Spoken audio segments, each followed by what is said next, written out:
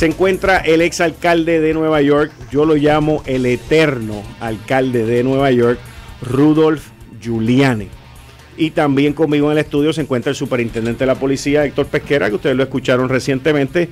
Mr. Mayor, welcome to Análisis 630. It's a pleasure to have you here. We've spoken over the phone, but we are very proud that you're here in the studio. Thank you very much for being here. Enrique, it's very, very nice to be here. I always love to come to Puerto Rico. How can you not love it? It's a beautiful island and wonderful people. So I'm really looking forward to it. Thank you very much.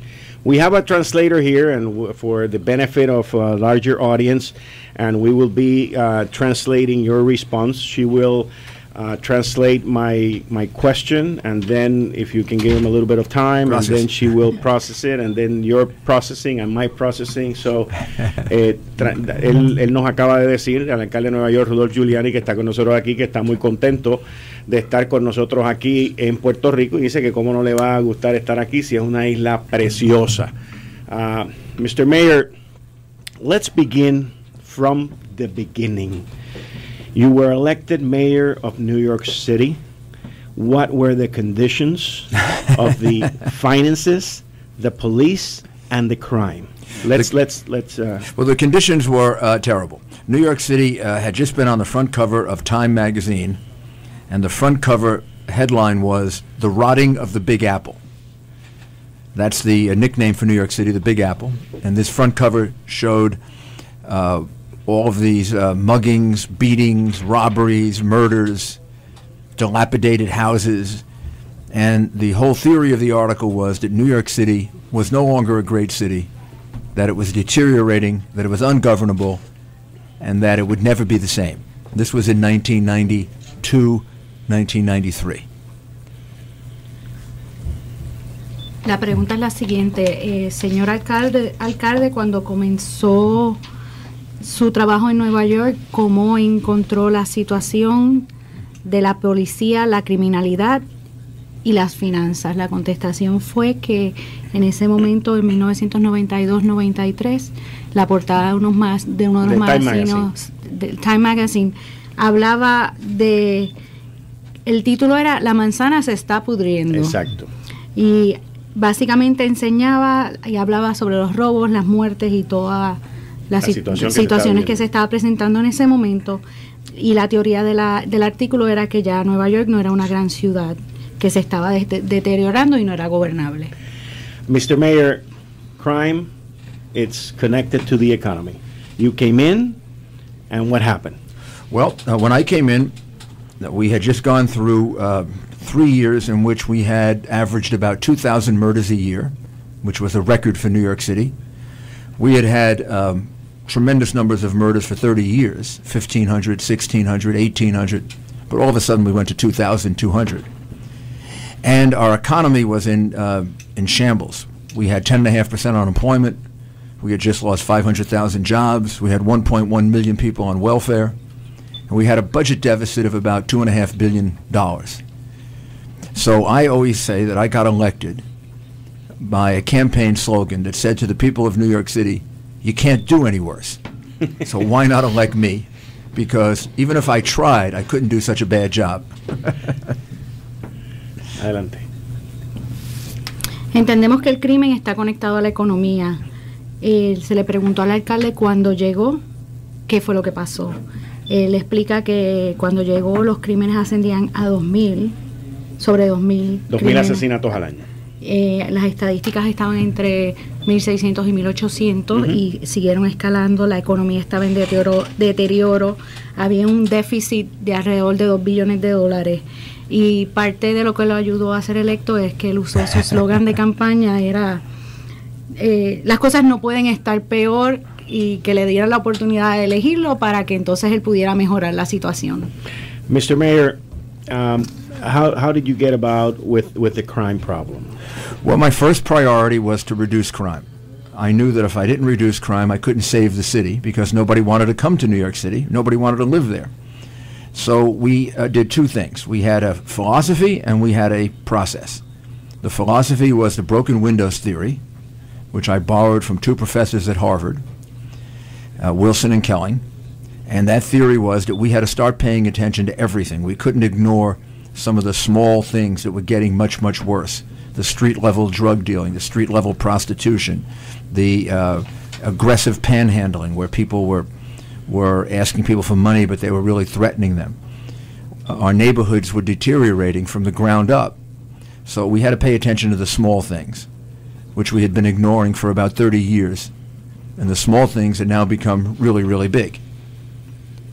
And then our process was the CompStat program, which was a program of measuring crime every day in every precinct, and then once a week having a meeting so that we would look at our performance and we would make changes in policing immediately if we saw that we weren't being successful in reducing crime. Okay. Se le preguntó que cómo había trabajado con el crimen cuando empezó, y él explica que su prioridad era reducir el crimen para que la gente se sintiera contento con Nueva York, regresaran a Nueva York, se mudaran de nuevo a Nueva York. Él trabajó con una filosofía y un proceso. La filosofía se conoce como el Broken Window y es basada en los estudios de unas personas de la Universidad de Harvard, Wilson y Kelly, que le decían que no podía ignorar la situación, que había que enfocarse en las cosas pequeñas porque las cosas pequeñas ya se habían convertido en grandes. El proceso fue que se implantó el proceso de CompStat en todos los precintos. Ellos tenían unas reuniones semanales para analizar cómo estaba la situación de la criminalidad y entonces establecían planes y trabajaban y modificaban de acuerdo a lo que aprendían. Mr. Mayor, you mentioned in your last answer about street level drug dealing. Did you ever, as a mayor, engage in any kind of conversation or negotiation with drug dealers? Yeah, I once went out on the street and bought crack, cocaine, with DEA agents as part of an undercover operation. Not when I was the mayor, when I was the U.S. attorney, I did that. I did that to illustrate how bad the street-level drug dealing had become and how little the city, state, and federal government were doing about it. And I had done that like in 1986 while I was the United States Attorney for the Southern District of New York, the chief federal prosecutor. But as a mayor, you never engage in any kind of negotiation or conversation with drug dealers in order for them to let you go into an area and play basketball. No. My negotiation with drug dealers was to arrest them. I've never knew. My whole theory of what you do with drug dealers is you don't negotiate with drug dealers any more than you do with terrorists. Drug dealers, the negotiation with drug dealers should be about the amount of time they spend in prison. I mean, I'd have a negotiation with them if they'd like to spend, 20 years in prison or life. Somewhere between 20 and life would be about the right amount of time. Adelante. La pregunta es relacionada al manejo de las drogas en las calles, y la pregunta fue que si cuando él fue alcalde de la ciudad de Nueva York en algún momento entabló conversaciones o negociaciones con los narcotraficantes. El alcalde explica que cuando ejerció como fiscal en 1986 participó de un operativo encubierto donde salió a comprar y compró cocaína en la calle, crack, y esto lo hizo para demostrar cuán fácil era trabajar ese tipo de transacción y cuán mala estaba la situación. Nuevamente le preguntamos si él había tenido algún tipo de negociación con narcotraficantes y él dijo que su única negociación es para arrestarlo, que no negocia con narcotraficantes como no se negocia con terroristas.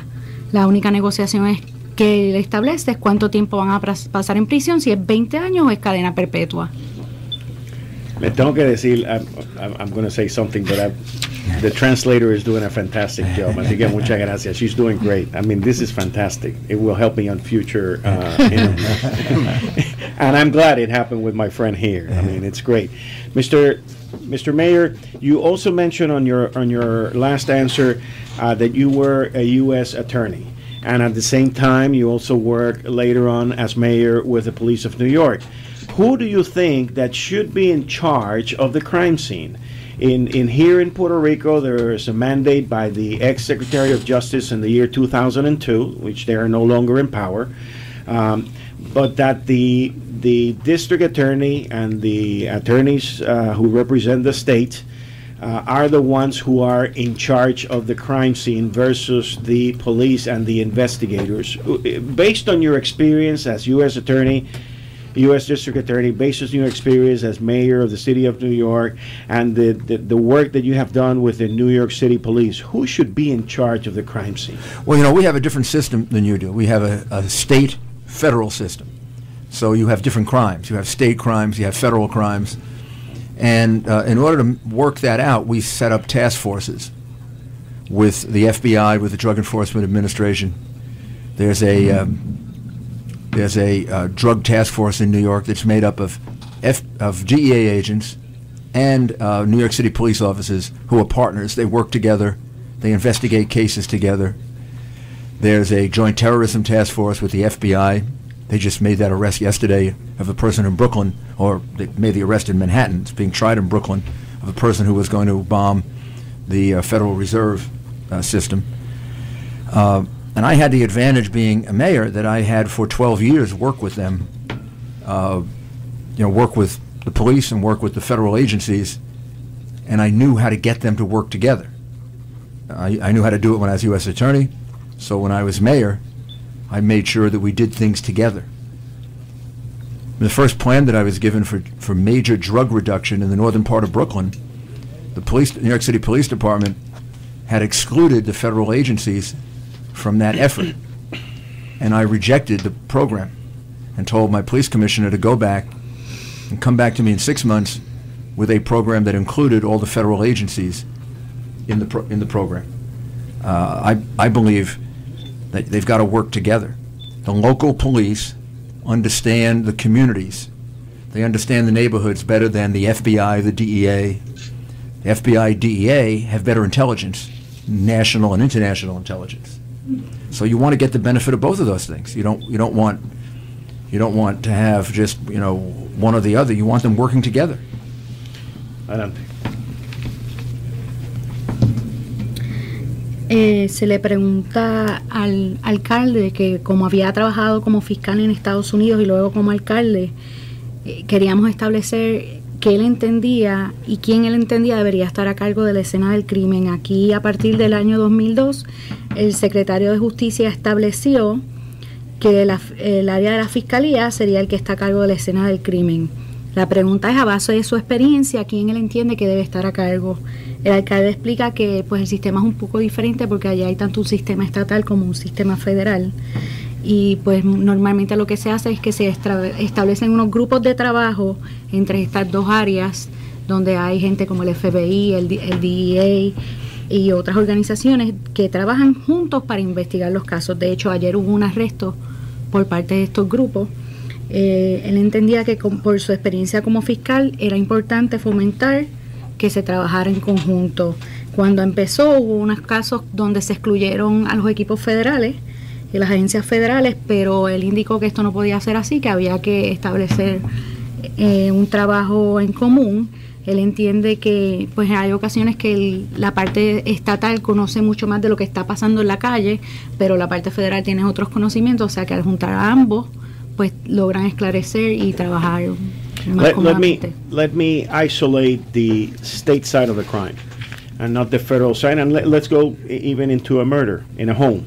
There's a murder in a home or a murder down the street, and in here, in New York, and based on your experience, who should be in charge of that murder? A murder would be the responsibility of the New York City Police Department. Murder in America is a state crime, not a federal crime, except in very special circumstances. If you murder the president, a federal official, if you murder in the course of carrying out an organized crime activity, but mostly murder is a domestic crime. It's prosecuted, it's investigated by the police department, prosecuted by the district attorneys. Okay, and in investigations that has to do with the state crime, then I should understand that it should be the investigators of the police, the ones who make the decision and the ones who made the investigation. Absolutely, they should be in charge of the crime. Sure, I mean, of the crime scene. Correct. If a murder takes place in New York City, the New York City Police Department is in charge of the crime scene. If it turns out that it's a very exceptional case and it's a federal case, like it's the murder of a federal official, then maybe the FBI would take over. But even there, if it were a murder in New York City, the New York City Police Department would pretty much control the crime scene, at least immediately. And then the investigators will be working hand in hand with the district attorneys in pushing the case going into court. Exactly right. And you know, and most of the crimes in New York are state crimes, not federal crimes. So they go to the state courts. Now, if it turns out that it's organized crime, if it turns out it's terrorism, if it turns out that it's some form of organized crime, then that's different. Then the FBI, Drug Enforcement Administration, would be in charge of investigating it, and the U.S. Attorney would be in charge of prosecuting it. Okay, adelante. Son mucho. Sí, es bastante. Okay. Pero básicamente, si tú quieres, yo te puedo ayudar. Porque, sí, por favor. La contestación, él nos dio dos contestaciones. Una tiene que ver cuando son crímenes federales, que tienen que ver con crimen organizado, terrorismo.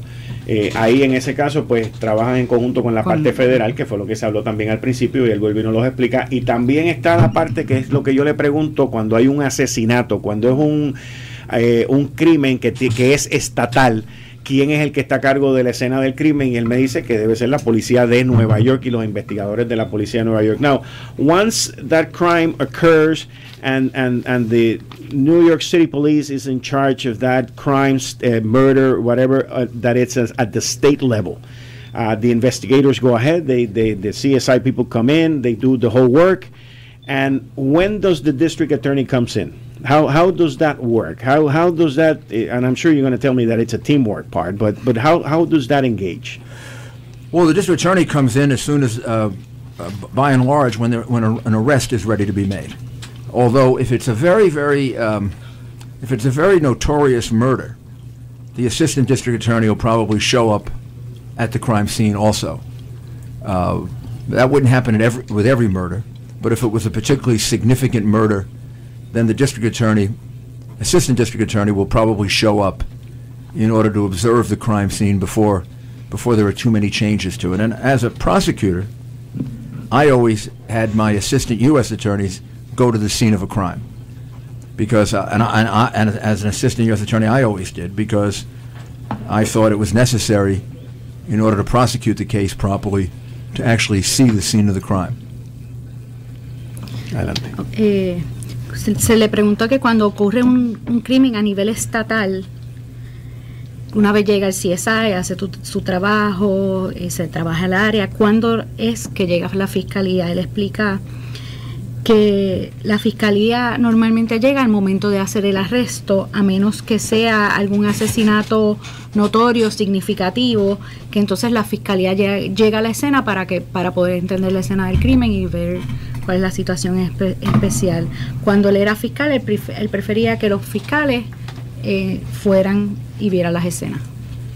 I should understand when you mentioned that the district attorney comes in when there's an arrest to be made, then I understand that the one who controls the crime scene and the whole investigation is the city of New York, it's the police of New York, right? The district attorney has no control of the investigation, has no control of the crime scene. Is that correct? The crime scene is under the control of the New York City Police Department. That's correct.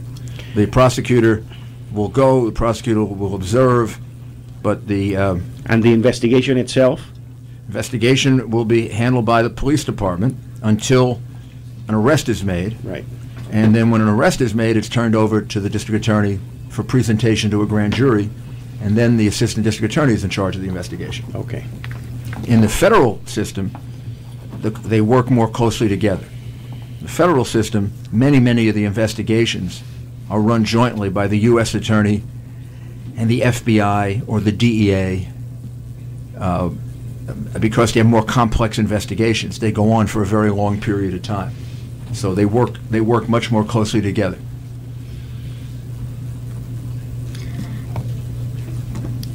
Seguimos con el mismo tema. Cuando Fiscalía llega al momento del arresto, quién controla, se le pregunta quién controla la escena y la investigación, y el alcalde especifica que sí, que la policía es quien está a cargo de la escena y de la investigación, que normalmente ellos investigan hasta el momento del arresto y que aquí es que pasa entonces a fiscalía. En el caso de los crímenes federales, pues hay un esfuerzo en conjunto de fiscalía, el FBI y el DA específicamente porque son situaciones más complejas. Mr. Mayor, how long did it take you to bring all this together? Because we're basically talking about a way of life. We're basically talking about a culture. I'm sure that when you got there, things were done different. But how long did it take you to do this? And the reason that I'm asking this is because I have a police superintendent right in front of you who's been on the job for 6 months. And people are very impatient in terms of results and in terms of resources also. But how long did it take you to get the results that even today, we're 20 years after 1992, 1993, you continue to see down crime in the city of New York? But how long? 2 years, I'd say. I mean, I knew it was working after the first year.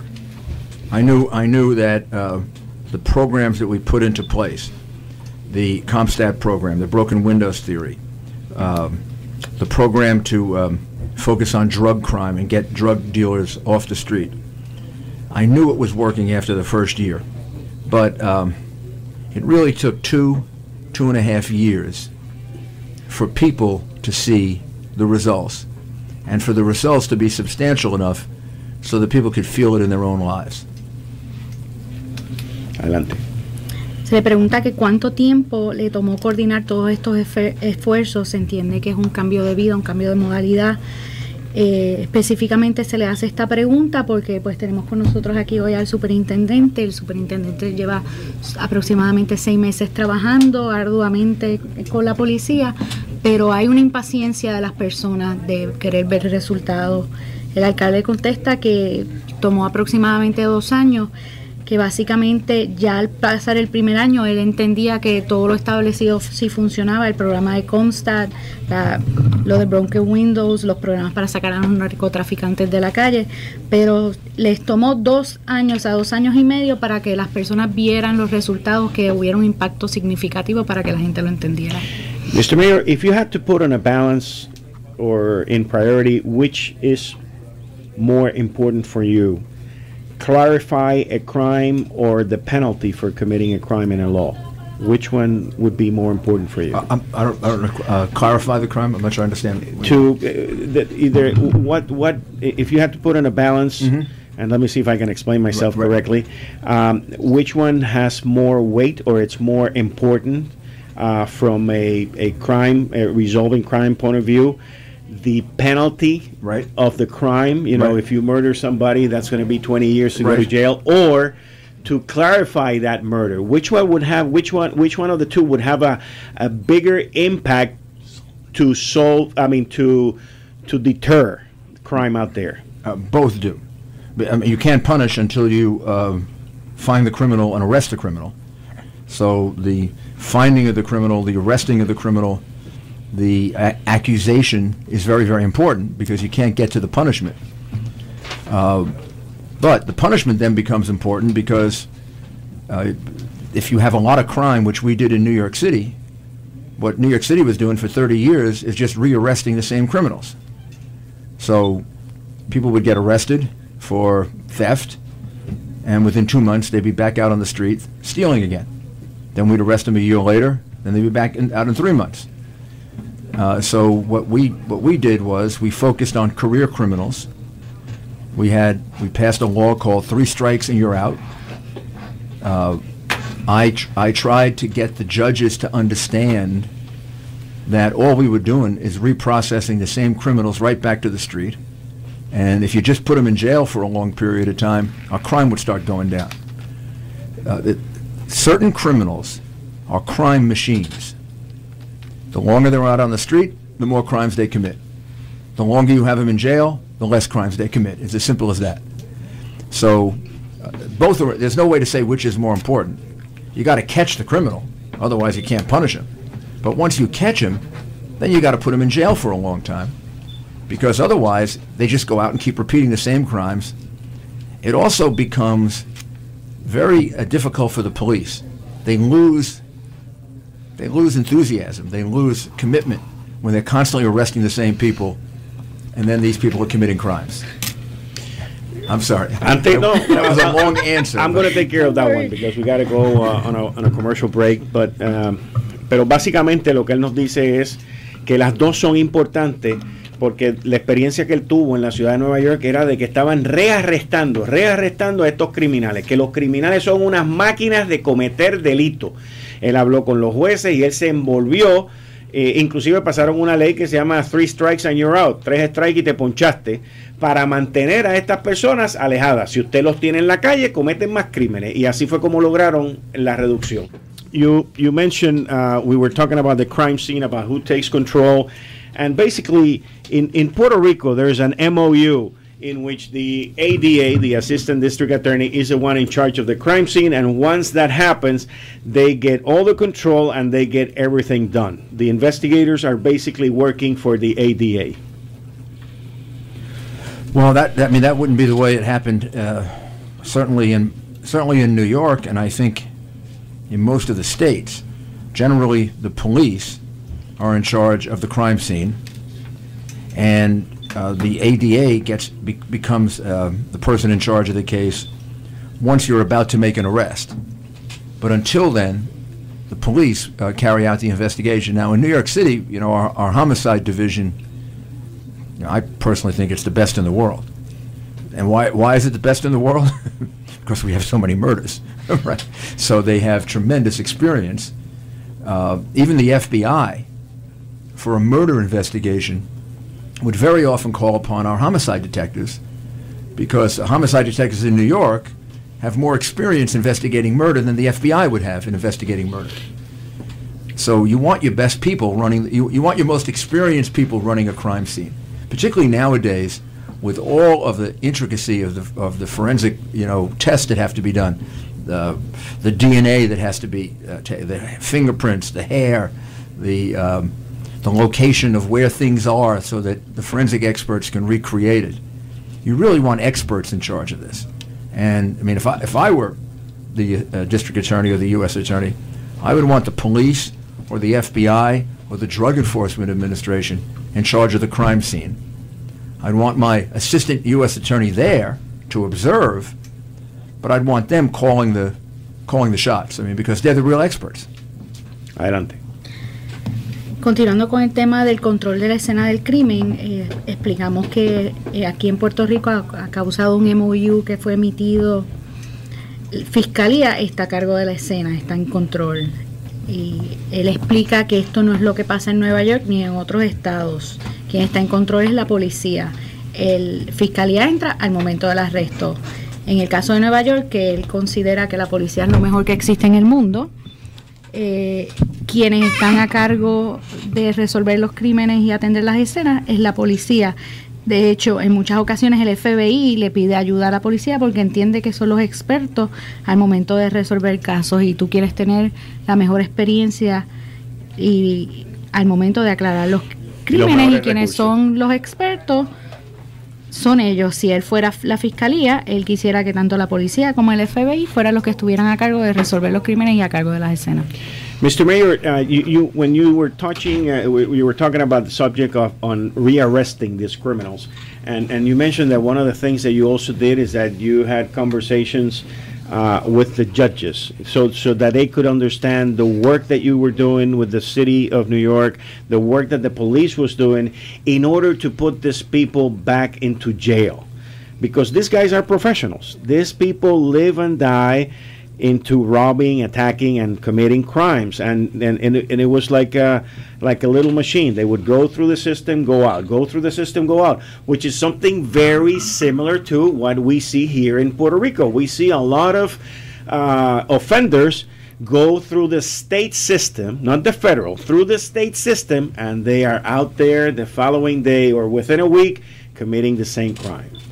Well, here's what I did when I was U.S. attorney. Drug crime is both a state and a federal crime.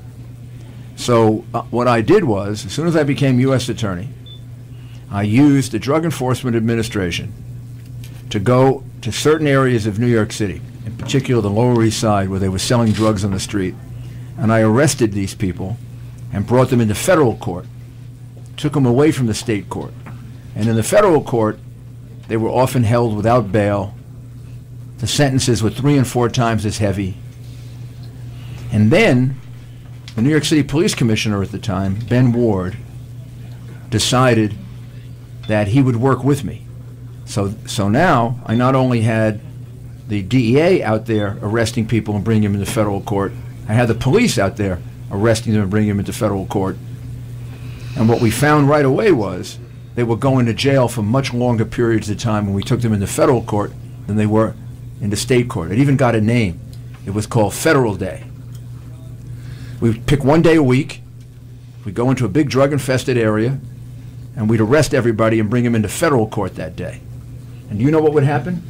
Sometimes drug dealers would offer bribes to come back and arrest me tomorrow. The police officer or the DEA agent or the FBI agent would be there, make the arrest, and he'd say, "Am I going to federal court?" And they'd say, "You're going to federal court, pal." And he'd say, "I'll give you $1,000 if you come back and arrest me tomorrow, so I can go to state court." Adelante. Volviendo al tema del rearresto de los criminales, el alcalde habló que él trabajó en conjunto y con los jueces para que entendieran cuál era el trabajo que ellos estaban haciendo para resolver estos crímenes que estaban relacionados a las personas que han sido arrestadas, salen a la calle, vuelven y cometen un crimen, vuelven a ser arrestadas, salen a la calle y se convierte en un ciclo. Esa es la situación que tenemos actualmente en Puerto Rico. Él dio el ejemplo de la guerra contra las drogas, donde se utilizó la administración del Drug Enforcement. Él los enviaba a las calles para que llevaran a cabo arrestos. Estos casos pasaban a la Corte Federal, donde estos criminales estaban arrestados, estaban en prisión sin fianza. Ellos tuvieron unos trabajos donde hablaban que era el día federal, que eran los días que es cuando se llevan a cabo estas redadas, estos arrestos. Los criminales eran llevados a la Corte Federal y él da el ejemplo que en muchas ocasiones las personas que iban a ser arrestadas le decían, no, mejor arréstame mañana para yo poder ir a la Corte Estatal en vez de la Federal. Mr. Mayor, just recently the numbers on the homicide up to date came out here in Puerto Rico. Homicide rate is down 22% versus last year. How do you convey to the residents, and this goes back to one of my previous questions about people having, being desperate for this crime situation to be resolved. How do you convey to the residents that reducing crime takes patience, persistence, and cooperation? Well, I mean, you have to educate people about that because they expect results immediately. If you have a long-standing crime problem, let's say murder, which we had.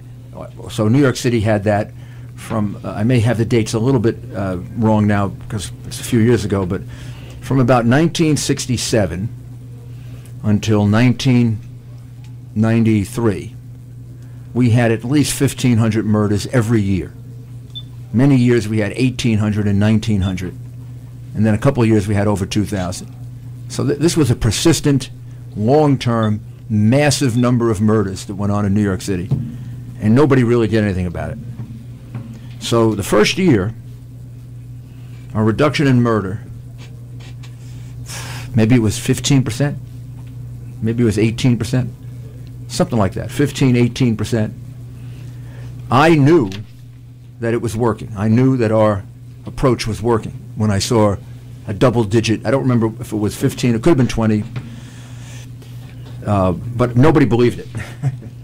After the first 15, 20%, nobody believed. So what your murder reduction tells me, and if I understand your statistics correctly, that's a reduction from last year when you had a tremendous number of murders, but it's also a slight reduction from the year before that. So that's a good trend. I mean, that shows that you're starting to move in the right direction.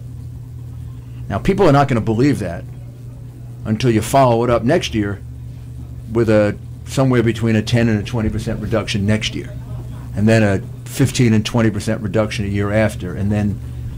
But from the point of view of the police, you should develop a lot of enthusiasm from that. It shows that things are starting to work.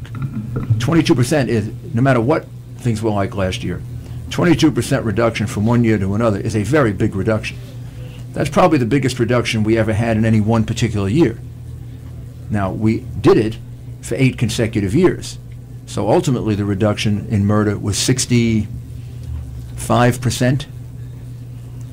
New York City continued to do it under Mayor Bloomberg and Commissioner Kelly. The reduction now is about 80%.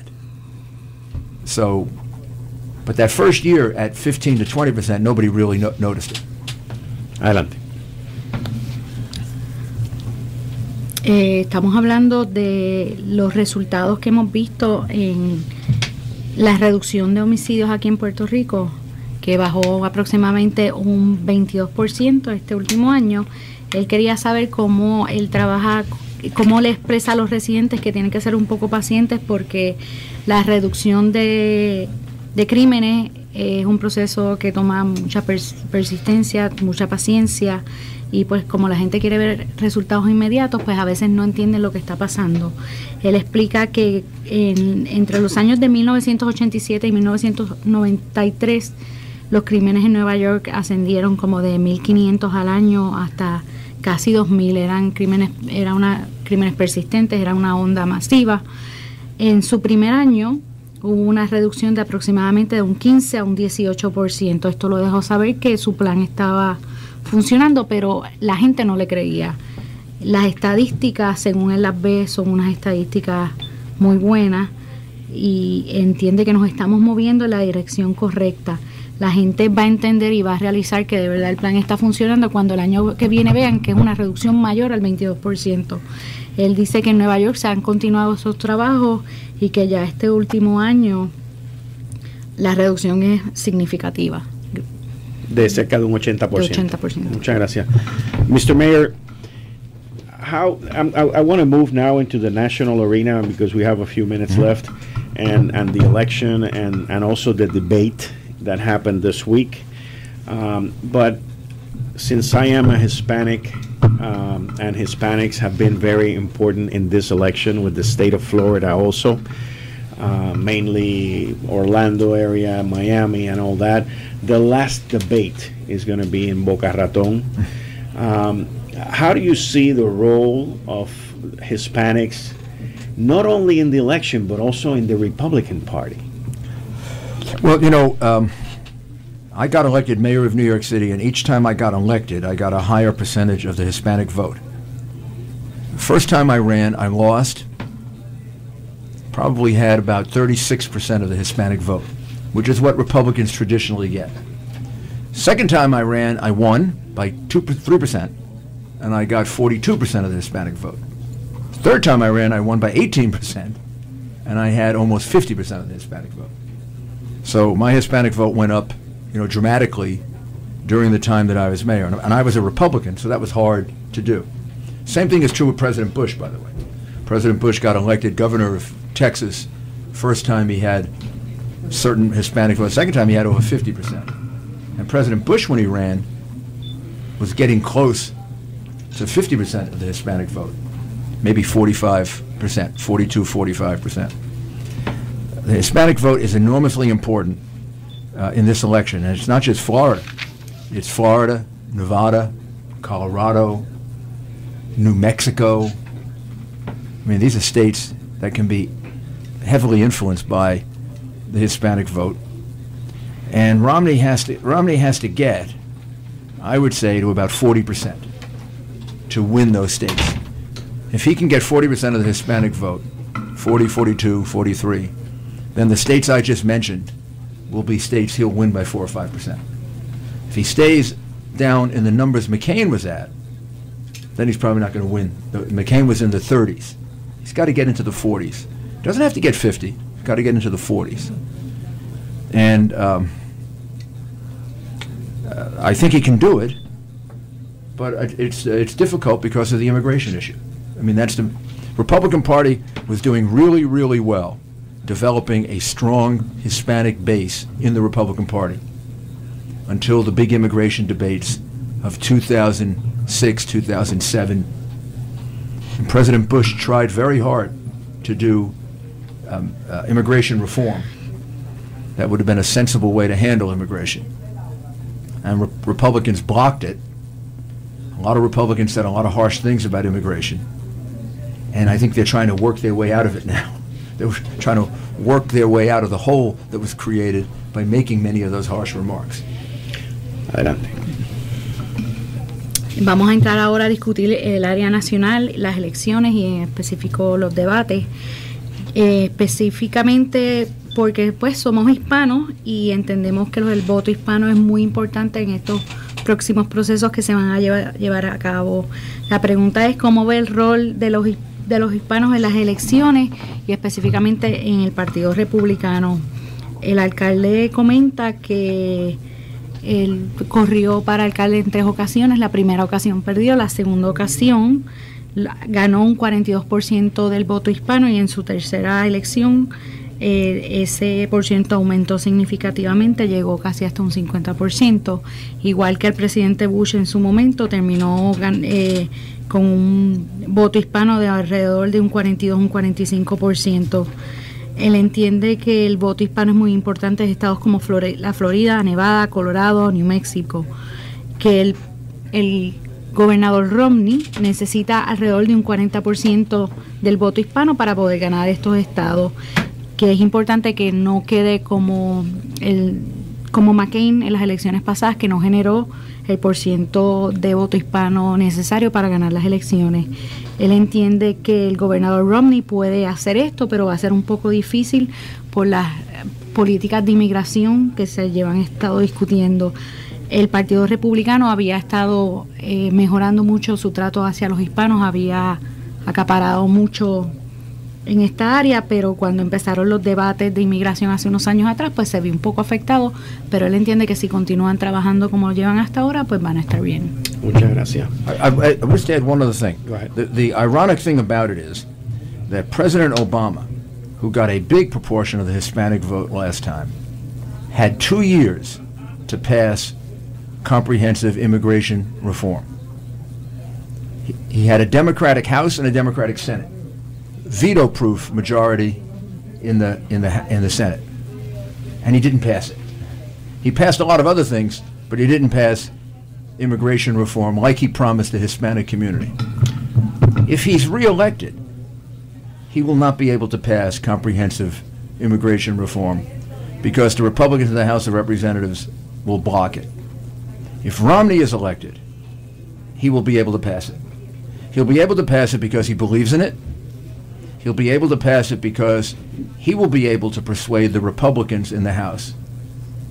Unlike a Democratic president, he'll be able to persuade the Republicans in the House that they should pass this for their long-term future, for the long-term future of the Republican Party, because the Republican Party should have at least half the Hispanic community Republicans, because they agree with the Republican Party. At least half the community does, if not more. It's this immigration thing that's holding them back. So the real irony here is Obama had his chance to do immigration reform to help the Hispanic community. When he had a Democratic House and Senate, he failed to do it. He didn't keep his promise. And Romney will get his chance to do it, and he'll be able, I call it like Nixon going to China. I mean, he'll be able to do it because the Republicans in the House are going to have to give a Republican president what he wants, particularly in his first year in office. El alcalde nos menciona que Barack Obama, en el término de la inmigración, Barack Obama tuvo 2 años, los primeros 2 años de su presidencia, él tenía la Cámara y el Senado y tuvo oportunidad de pasar una reforma migratoria y no lo hizo. Él entiende que si Obama gana de nuevo, Obama no va a poder pasar una reforma migratoria porque los republicanos lo van a bloquear. Que la única manera que puede haber reforma migratoria es si Mitt Romney gana, porque Mitt Romney es la persona que va a convencer a los republicanos de pasar una reforma migratoria. Él entiende que hay que hacer este trabajo, que el Partido Republicano debería tener el 50% del apoyo hispano, porque los hispanos están de acuerdo con muchas de las políticas republicanas. In order to finish, I have about a couple of minutes. I'm sure that you have read about the things that Governor Fortuño has done here in his first close to 4 years. How do you see things in Puerto Rico under the leadership of Governor Fortuño? I think he's been one of the best governors in the United States. I think he's done a lot of the very difficult things that are necessary to straighten out an economy, reducing expenditures, actually reducing it.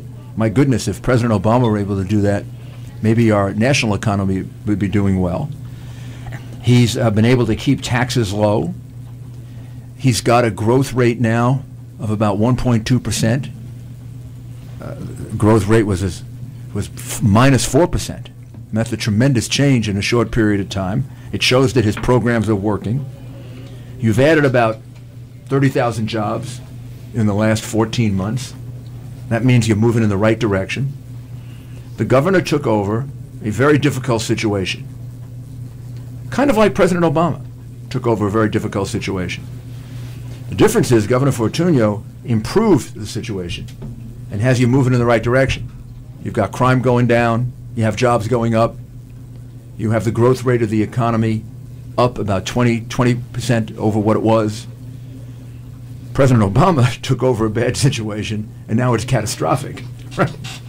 So, I mean, this is you get reelected. I took over a very bad situation in New York City. I improved it. Well, that's what Governor Fortuño did. He took over a very bad situation. Crime is starting to go down. Jobs are starting to go up. Your growth rate is starting to improve. These are the things that happen when you have good policies in place. And I think he's, given the difficulties he's faced, I think he's done a very good job. Adelante. Para terminar, queríamos discutir, entendemos que él conoce los logros del gobernador Fortuño y queríamos su opinión acerca de esto. El alcalde entiende que el gobernador Fortuño es uno de los mejores gobernadores que ha visto. Durante estos años ha logrado reducir significativamente el gasto, ha mantenido los taxes bajos, ha logrado un crecimiento de aproximadamente 2%, añadió alrededor de 30,000 empleos este último año. Básicamente esto enseña que el plan del gobernador Fortuño sí funciona. Él entiende que, a diferencia de lo que ha pasado con el presidente Obama, que hoy en día sabemos que ambos han entrado en una muy mala situación, el gobernador Fortuño ha logrado establecer un plan que ha corregido la situación actual, a diferencia del presidente Obama. Fortuño entró en una situación muy mala y ha logrado corregirla. Eso quiere decir que sus políticas son buenas. Mr. Mayor Rudolph Giuliani, thank you very much for being here in Análisis 630. Thank you very much for having me. I feel like I was the mayor of one of the biggest Puerto Rican cities in the world, New York. Always loved interacting and being a part of the Puerto Rican community in New York, so it's always a pleasure for me to come here.